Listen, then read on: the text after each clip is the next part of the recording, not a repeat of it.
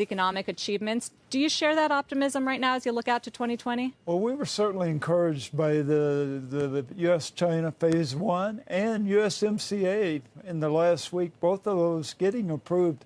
We think it's a step in the right direction. We think there's some positive momentum here. And, of course, we want to see that carry over into Phase 2. So you were, I believe, at the signing for Phase 1. Yes. What is going to be the impact on UPS of that deal? Well, I think the immediate impact is that many of our customers, especially end consumers, were about to get hit with another tariff that was going to really increase the cost of goods. We got that stopped, and then some of the other tariffs were reduced. So I believe we will immediately see some relief there. And then just encourage that the two governments will find ways to reach agreements on some of these issues so that we can increase growth, trade both ways. Yeah, what are you expecting for trade volumes this year? Because the uncertainty has lifted, but many of the tariffs are still in place. Yeah, they are, and all of those don't go away. We just think that there's some positive momentum. We will see. I think that we will see a few more exports from China coming into the U.S. with some of that uncertainty taken away. But at the same time, Chinese exports to other parts of the world we've seen increase. So we'll see what the results here are. What about the industrial sector of the U.S. economy? You've got a pretty good feel for manufacturing, and it has been slow. Yeah, the last comments that I was able to make was after the third quarter. And at that time, certainly we're seeing that it just wasn't picking up the way that we would have liked. At the same time, the consumer was really carrying the economy. And then I'll be able to say more next week. I know you're in quiet period, so you're dancing around this. Can you tell us anything about, though, the strength of the consumer over the holiday season? Yeah, what we really saw is, from an e-commerce standpoint, picked up maybe even faster than what we thought.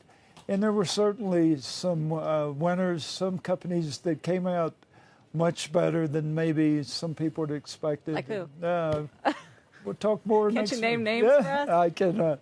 Was it seamless for you overall in terms of the logistics? Yes, it was. Now, we knew it was going to be heavy because there were less days between Thanksgiving and Christmas. So right after Thanksgiving, there were a few days that were challenging, but we felt very good about how the network held up. What about returns? Returns are very busy this time of year. It used to be that Christmas Eve is when everything kind of slowed down. Now with returns, it carries on even through this week. Because of the e-commerce boom and the fact that everyone's just shopping That's right. online. And a lot of people, the return rate for e-commerce is just so much higher than brick and mortar. What about globally? People look at UPS as a global economic bellwether as well. Right. What do you see for growth? IMF just downgraded forecasts for global growth this week. We move 3% of the world's GDP, so we have a pretty good view of what's going on at the present time.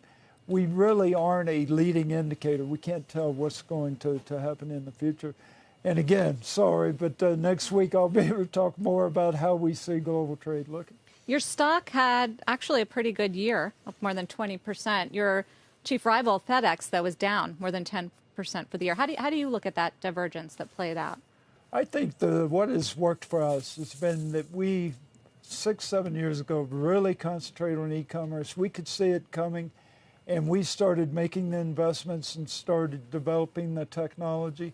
And I just think that we are further ahead from that regard. And now e-commerce has absolutely lived up to our expectations, and it will continue. So we have to continue to transform our company and continue to stay ahead of the needs of our customers. I would say that's been one of your signature efforts, right? Transforming the company into an e-commerce world. You've been there for 6 years. How do you think about your future and UPS's future and what you have left to do? Well, the company, we've had a great past, and our present was still good, and it has been. We just knew that we needed to transform the company if the future was going to be even more positive than our past.